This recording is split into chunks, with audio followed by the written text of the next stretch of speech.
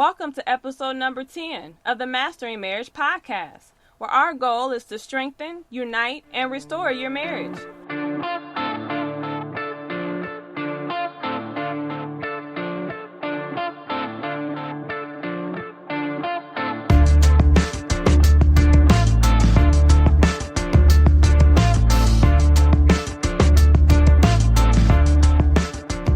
Hi everybody, my name is Amanda Taylor, and together with my husband David, we are the co-founders of MendOurMarriage.com, and our goal is to break the back of divorce by bringing married couples together to be accountable, keep the passion alive, and expose the hidden issues that try to rip marriages apart. And we are back in the booth with another listener's question, here again with, of course, myself, Amanda, and my co-host, my husband, my Bookie, David Taylor. DTZ. Hey guys, we're back in the booth. Hey. We would like to welcome you to episode number 10 of the Mastering Marriage podcast. 10. And you know what? Here's a cool fact. Most podcasts don't last past 7 episodes. They don't. And so we've made it over the hump. We're at 10. That's awesome. Yeah, I know. We should have celebrated at 8, but we're celebrating at 10. This is good because we have another listener submitted question today. But before we get into the question, and actually before I play it because it's a voicemail, I would like to read to you guys a review that we got on iTunes. This one touched my heart. And I want to read it for 2 reasons. Number 1, because I want to give this person a shout out. But number 2, I want to let you guys know that we listen and read every review that we get. So if you're going to write one, we're going to read it. And so we appreciate the support. And the more reviews we get, the better off we are at exposing the issues of marriage to more people. So more people get to see what we got. But anyway, let me read this and then we're going to get right into the listener question. All right, let's This go. person wrote, and her name is Michaela Silo. I think that's how you pronounce it. And she said, I was ready to leave my husband today, but then I listened to the first podcast from Mastering Marriage, thanks to an email alert about the podcast, which caused me to rethink my situation. And although there's no guarantee that I won't leave eventually, the Taylor's openness and practical advice helped me to reframe my position today. I am likewise willing to listen to the other podcasts because the Taylor's perspectives are grounded in biblical principles and sound mental health parameters that are easily digestible. That was good. That was real good. That touched my heart. Thank you, Michaela. Yeah, thank you, Michaela. We really appreciate it. Shout out to you wherever you are. Hopefully you're listening to this episode. So here's what we're going to do. We're going to play the question, and then we're going to come back with some juicy meat for you. I've been married for 8 years. Tomorrow will be 8 years I've been married to my husband. We've been together for 13 years. The past 2 years have been rough, the worst ever. Past 2.5, 3 years have been the worst ever. He's cheated on me more than one time. Just a few months ago, I was telling him I wanted out. I want a divorce. I don't want to be married anymore because of him continuing to cheat on me again. I don't trust him. To this day, I still don't trust him. But I find myself lately wanting my marriage. I want my husband. I want us to work. I want to fight for my marriage. I want to see if we can get past this for good this time. And my question is that possible? After being cheated on once, even twice, I've known of married couples to get past it. But is that even possible when right now I feel like I have no trust at all for this man? So my question is it possible for us to get past this and for me to trust him again? Okay, welcome back, guys. I hope you got that full question. The gist of it is this. What do you do when you can't trust your husband anymore? Is it possible after being cheated on multiple times to regain that trust? And so we're going to talk about that. We're going to break it down. We're going to give you some really nice tips that you can actually incorporate today to help you move forward. And so I'll start by saying some things, and then Mandy's going to take it over because she got some good stuff for you. This is kind of like her area, by the way. So, but think about this. Next to communication, trust is the most important component of your relationship. That's right. I mean, it doesn't get any deeper than that. For a wife to become comfortable with being vulnerable with the marriage and with her husband, she has to trust her husband. When the trust is gone, she will lack security in his ability to be the foundation of the family. Right. That's key. Now, you got to catch this. If the trust is gone, it's going to be very hard to really trust and be secure in the foundation or his ability to be the foundation of the family. Right. When he says go left, you're going to be like, no, let's go right. Naturally, because you don't have the trust. And I want to give you a quick and easy answer, but I know life is just not quick and easy, but I'm still going to give you the quick and easy answer. You know what I mean? The quick and easy answer is this, to your question. It all depends on your husband's ability to become trustworthy. So I'm going to say that again. The answer to, is it possible after being cheated on multiple times to trust your husband again, is it all depends on his ability to be trustworthy. Now, no, I did not say it's all depending on your ability to trust him. Mm-hmm. Because obviously that is your responsibility. But, and here, this is the reason why I say it.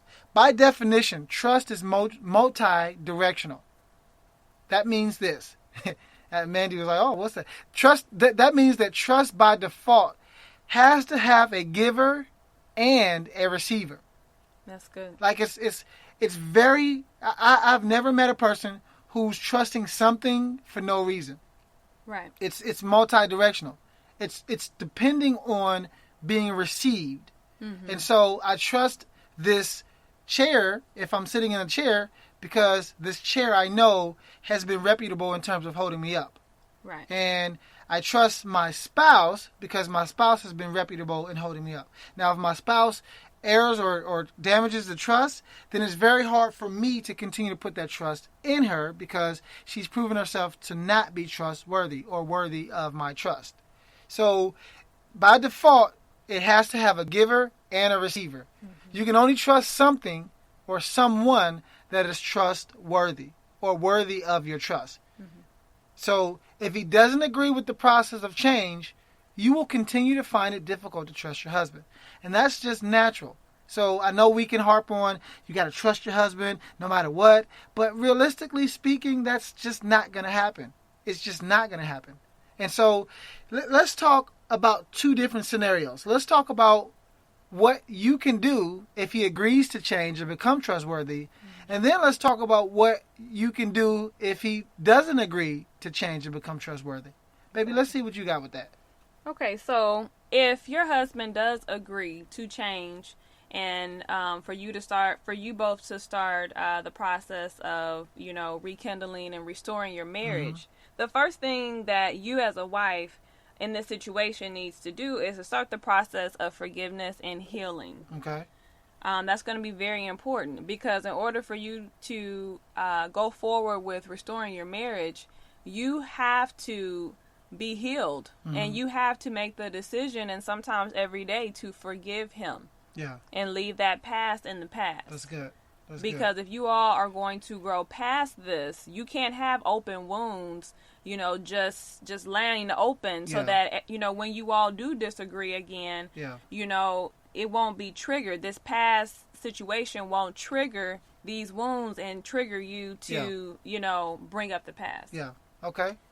Okay. And then number 2, of course, you have to make a decision to truly let it go. Okay. You can't hold him hostage to the past.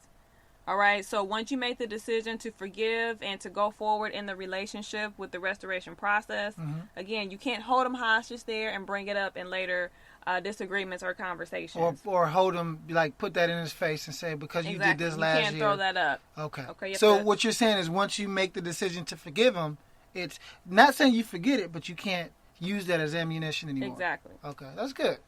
All right. What else? Then also you need to make sure you surround yourself with things and with people that are positive and uplifting. Okay. So as far as the surrounding yourself with people, you need to make sure that you are around people who are positive, optimistic, and objective. Oh, okay. Good. Okay. So again, positive, objective, and optimistic. Okay. So you want to make sure that, you have a support system who is supporting your efforts to restore your marriage. Okay, they're pumping you full of encouragement and positivity, and they're being objective. So they're not just 100% on your side or 100% on his side. Okay. They are helping you to see what things that you need to change, and maybe what things he needs to change, and then pray with you or encourage you in those things. That's good. That's good.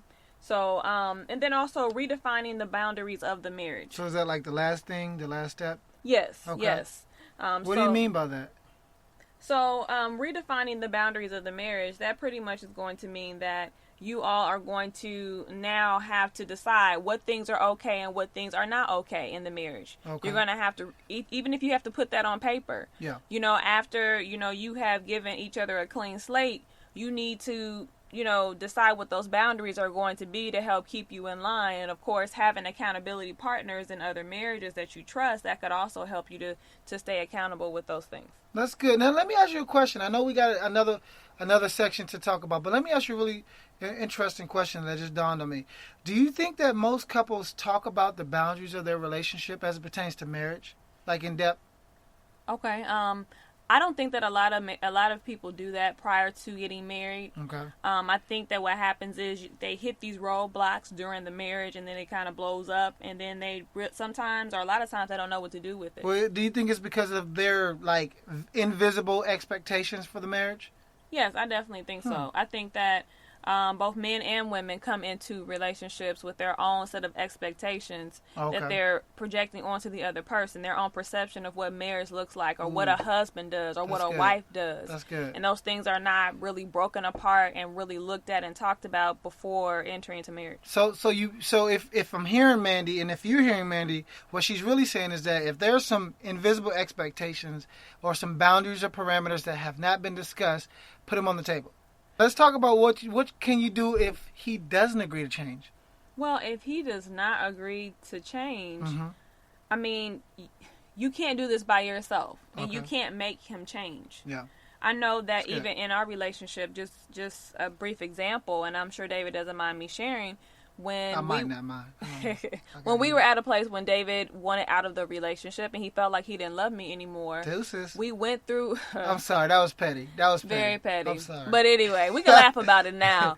But at that time when he decided he wanted out of the relationship, after all was said and done, when we tried to go ahead and restore the marriage, all he could offer me is say, "I'm here." I can't necessarily say I want to be here, but I'm here, and we'll have to see what happens and see what we can do. Yeah. And you at least have to have that to go forward. That's good. But if he's like, no, absolutely not, apparently you need help, I don't need help, I'll do it when I want to do it, and the attitude is negative, then those are telltale signs that maybe you need to pray about it, and maybe get some counsel and reevaluate, your position in this relationship. Reevaluate whether or not the marriage is healthy for both of you guys. Yes. Because just as well as marriage can be healthy, it can also be detrimental to your health. Very toxic, yes. Yeah, it can. Ooh, I like that word, toxic. It can be very toxic. So exactly. So those are good points, baby. That was good. So I hope you got that. We're gonna email this response to you. Okay. So we're gonna email it to you. We want you to work it out. However, it takes two. It does. It takes two at the end of the day. Yeah, and even if it takes two, and one person is they can't give much. Yeah, if they're giving you 20%, 10%, 5%, that's enough to work with. Exactly. But it needs to be more than zero. Yes. If he's out there having sowing his royal oats. Okay. Coming to America. And you ain't. It's just not gonna work. Honestly, not right now. No. So thank you for your question. Keep them coming. Yes. Thank you for your support, guys. Subscribe on iTunes. Stitcher Radio. Android. Send us a comment, a review, a question. Check us out on Facebook. We got new things coming up, y'all. New things coming up. Those of you in the Florida area. Yes, in Florida. October the 18th, we have our Spouse You. Yes, so, and fitness class. Oh, my gosh. Yes. So if you hear us and you're in Orlando, you should be there. Right, or even if you're in the surrounding areas. Come visit us, y'all. Come on. Because we coming to visit y'all. Yes. All right, we done, y'all. We out, y'all. Deuces. Deuces.